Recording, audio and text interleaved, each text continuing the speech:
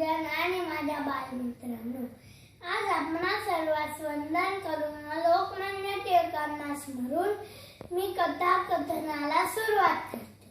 19व्या शतकातील गोष्ट। तर बाळ गंगाधर टिळक हे मूळचे रत्नागिरीतलेच बरं का। 23 जुलै 1856 रोजीचा त्यांचा जन्म। त्यांचे वडील गंगाधर पंत हे गणित व संस्कृत तज्ञ होते, त्यामुळे त्यांना लहानपणापासूनच उत्तम भाषा व गणिताचे मार्गदर्शन लाभले। शाळेत ते पुण्याला शिकायला होते। तिथे त्यांच्या शिक्षकांनी शुद्ध लेखनाच्या तासाला संत हा शब्द लिहायला सांगितला आणि तो त्यांनी चक्क 3 प्रकारे लिहिला। एक म्हणजे स वर अनुस्वार देऊन त, दुसरा म्हणजे स आणि न ला त जोडून, तिसरा म्हणजे स आणि पाय मोडलेला न आणि त। तर त्यांच्या शिक्षकांनी फक्त स वर अनुस्वार देऊन त लिहिलेलेच बरोबर आहे असे सांगितले। मग टिळक आपले म्हणणे सिद्ध करण्यासाठी मुख्याध्यापकांपर्यंत गेले।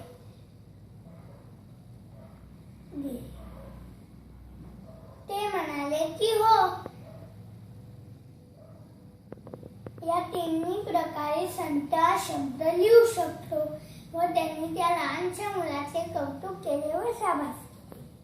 तीच हुशारी त्यांच्या गणितात होती। टिळकांचे वडील कादंबरी हे पुस्तक नेहमी वाचित।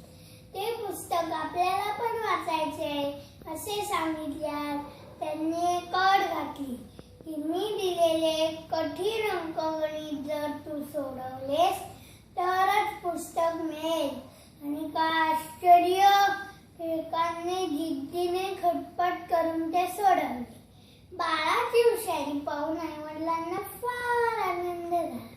त्याच भाषा व गणित ज्ञानाचा उपयोग त्यांना पुढे झाला। जेव्हा त्यांनी पंचांग लिहिले व केसरी नावाचे वर्तमानपत्र चालू केले। केसरीतून टिळकांनी लोकांमध्ये देशप्रेम उत्पन्न व्हावे व इंग्रजांच्या जाचक व जुलमी कारभारांबद्दल जनजागृती व्हावी म्हणून त्यांनी लेख लिहिले। त्यातूनच चालू झालेली एक चळवळ म्हणजे स्वदेशीची। आता तुम्ही म्हणाल, स्वदेशी म्हणजे काय? स्वदेशी म्हणजे आपल्या देशात आपल्या लोकांनी केलेल्या गोष्टी वापरणे व विकणे म्हणजेच स्वदेशी।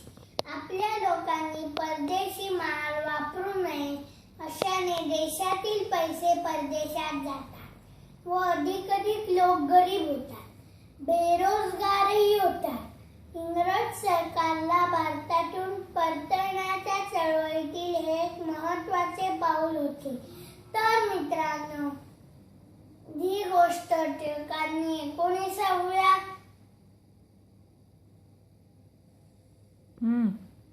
शतकात सांगितली। त्याच गोष्टीचे आकलन आपल्याला पुन्हा एकदा व्हायची गरज आहे।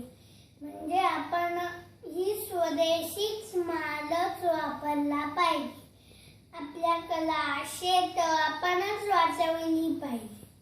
आपले स्वराज्य हे आपणच स्वच्छ सुंदर ठेवायला हवे। स्वराज्य हा माझा जन्मसिद्ध हक्क आहे आणि मी तो मिळवीनच असे ठामपणे सांगणारा दूरदर्शी युग पुरुषाला त्रिवार वंदन करून आपण स्वराज्याचे सुराज्य करण्याची शपथ घेऊया।